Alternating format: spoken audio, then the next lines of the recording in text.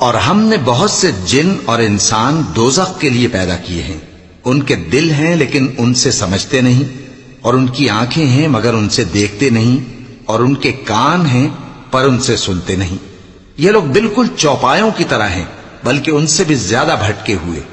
یہی وہ ہیں جو غفلت میں پڑے ہوئے ہیں۔ اور اللہ کے سب نام اچھے ہی اچھے ہیں، تو اس کو انہی ناموں سے پکارا کرو، اور جو لوگ اس کے ناموں میں کجی اختیار کرتے ہیں ان کو چھوڑ دو۔ وہ جو کچھ کر رہے ہیں ان قریب اس کی سزا پائیں گے۔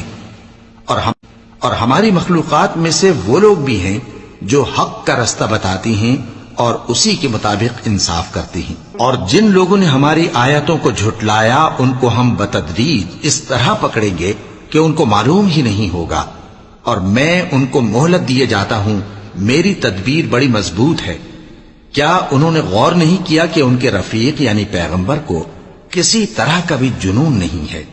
وہ تو صاف صاف خبردار کرنے والے ہیں۔